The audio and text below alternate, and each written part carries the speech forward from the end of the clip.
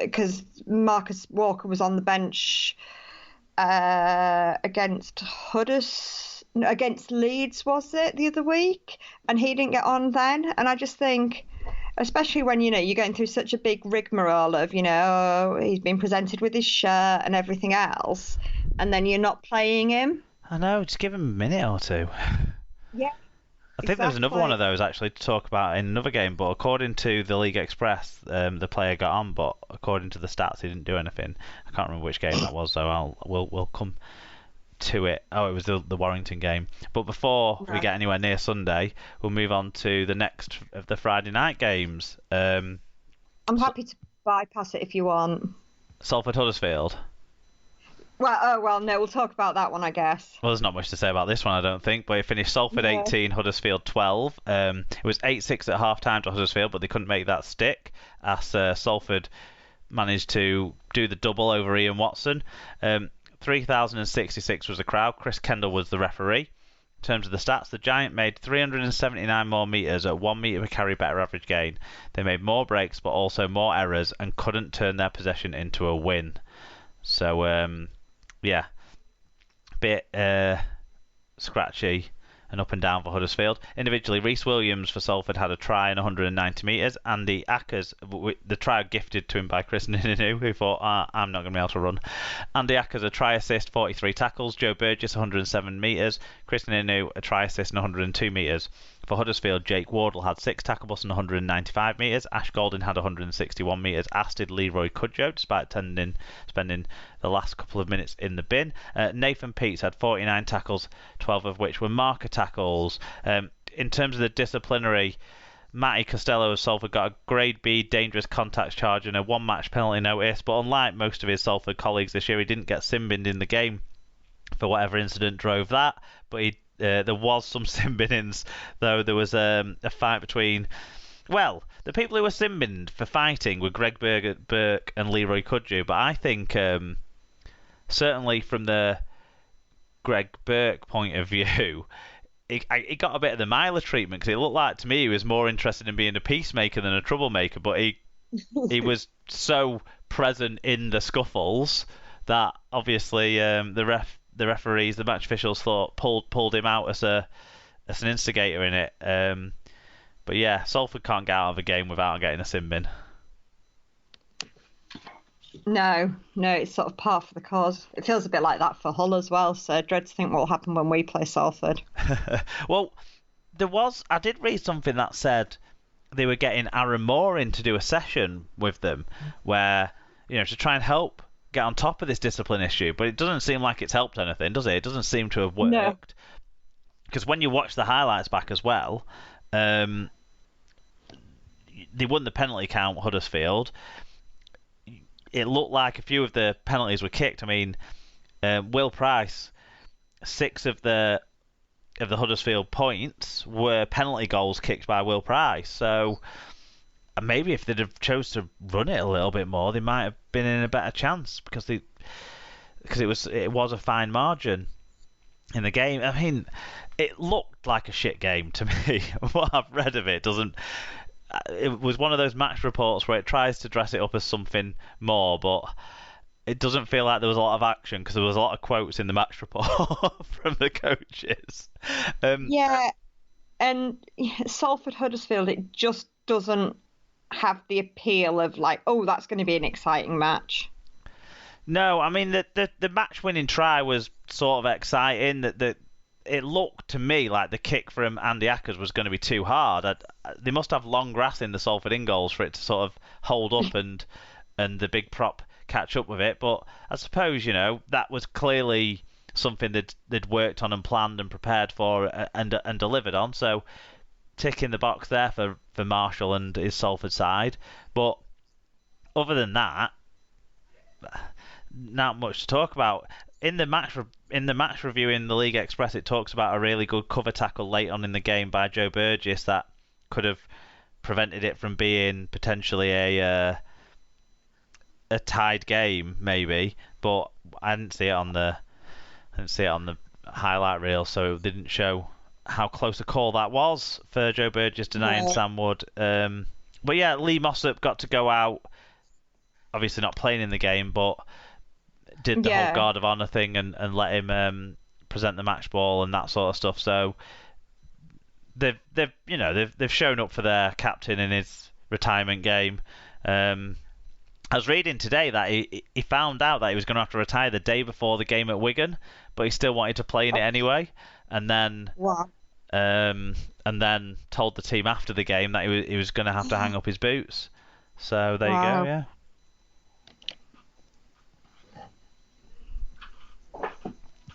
Right, no fan views on that game though, Sarah. So I think we'll move on. Yeah. To a game where we have got a few fan views.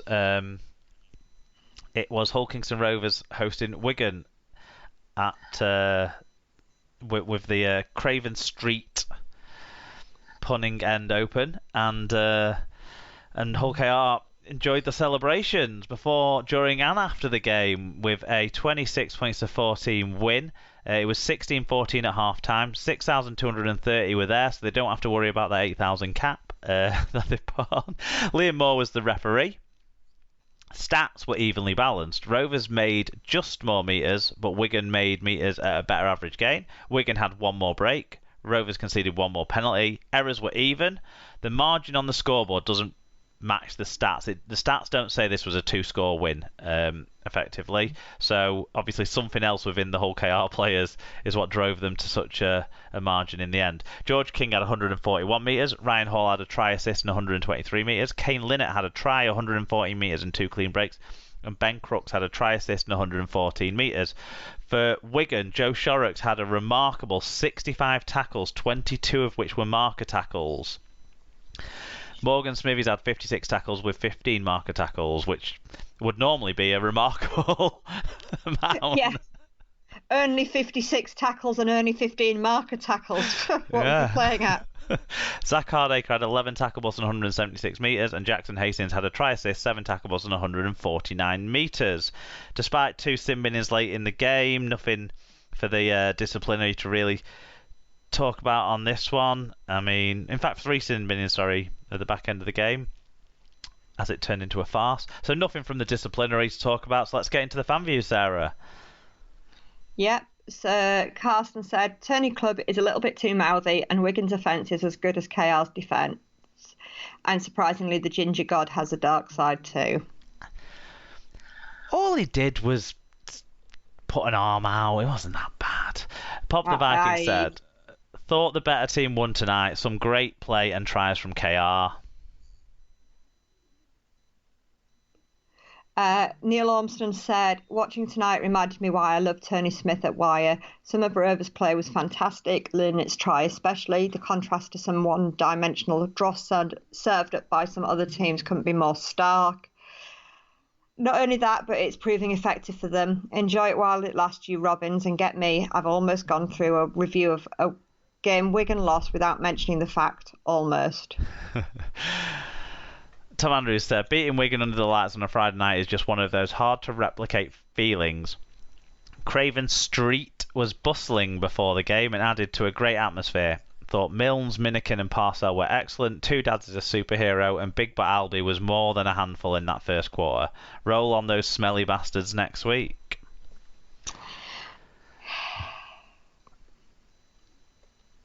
Do you want to... Tom, I think Tom and Paige have been struck down by the COVID, unfortunately. They have. So they won't be. They won't be at the game next week, unfortunately, for them. Poor so all the best to those guys. I think the fact that Liam Marshall's finish isn't like the main highlight we're going to talk about speaks to the quality of some of Rovers' scores in the game. Actually, the Milnes try that put them sorry, the Milnes try that led them to be 12-0 up after 12 minutes. That was some really good expansive team play with players supporting breaks. They were taking chances, but they were getting rewarded for it, which is what we have seen consistently, haven't we, over the last 18 months or so out of this Rovers side. And then the try from the kick-off in the second half, where George King threw a long pass in front of his own sticks, and there was the break, and then off the back of that, the next play of the ball managed to get the ball wide. Lots of enterprise in play. Minikin with a nice offload, similarly to the other try. Good, expansive, and entertaining play. I suppose, just looking back over what happened, I'm reminded that Jake Bibby actually had a pretty good diving finish as well, but they seem so routine finishes like that. When Marshall was like, "Oh, you could put that down with 6 inches to spare," I barely had 6 millimeters to spare on my one. So from both sides, some good scores in this game, I thought. Yeah, I thought I was hoping that the comeback was maybe on when Bibby had scored his try. Do you know what? I think it was. I think Wigan, from that point, were the better team in the game in lots of ways. But Rovers had a great scramble defence in that last 20... Well, I'd say the last 20 minutes. Let's ignore the last 1 or 2 minutes because that was a fucking farce. He should have put 5 minutes on the clock. If you're going to waste time like that... Anyway, it wouldn't have made a difference. Time wasters. But it was absolutely like grade A level. They probably could have put someone in the sin bin for deliberate slowing down of the play about 3 tackles in a row before Matt Parcell was sin binned. But anyway, yeah. The key things in the game were Wigan's slow start versus Hull KR's fast start, and then Hull KR's. So that was the first 15 to 20 minutes, let's say, where Hull KR were like won that, and then the last 15 to 20 minutes, Hull KR's scramble defence was so good because I don't think Wigan's attack was as bad as it's been in other games. I don't think it was terrible in this game. No. Hastings and Smith both had moments. Hardacre, through some individual efforts, was making ground well, and then he moved to centre, which gave Field off the bench a little bit of a extra attacking weapon that we're going to have to... I thought Gildart in attack looked as good as he's looked, as he's been coming back from injury. He looked classy at times, and a threat. In defence, he got handed off a couple of times by Minikin, who Tom was right to point out, because I thought he was one of the players who didn't get enough mention after the game for how well he performed. I thought SKD getting injured and coming back on, everyone talked a lot about that. I have no idea how Takarangi got man of the match. But, there were some other performances that were talked about, but Minikin, I think, maybe hadn't been talked about enough, so well done for picking out that one for Tom, because I agree. Yep. Oh, another thing, Tom needs to revisit about who's the best player in the air conversation, because it's not Crooks, is it now? He he dropped that one for Wigan's... was it Wigan's second or third try? I can't remember. One of Wigan's tries in that sort of mini comeback that didn't quite come to pass. Oh, it was the one that was converted, wasn't it? So it was the second try. But Wigan need to learn to legs tackle some guys running in the centre channel, because Minikin fended everyone off. Lynette on his try, where he kind of ended up in the centre with Hall roaming across the field, he fended the Willie Icer off too easily as well. So that was a problem for Wigan in defence. I guess the other talking point from this game, Sarah, is Tony Smith's little issue with where the kicks were being lined up from. Yeah. I wasn't aware of anything particularly at the time, but he clearly was upset about that. Yeah, well, I was wondering, so I went back and rewatched the try where he was going apoplectic after they'd scored, when you thought, hold on a minute, surely that try's put you in a position where you're probably going to win. What's the upset? And actually they did. Lynette scored about 4 meters in from touch, and the kick was lined up about a meter and a half in from touch. So, yeah, I think they did push that one a bit wider. I didn't bother going and checking the other ones to see if it was showing up on any of the other tries throughout the match for both sides.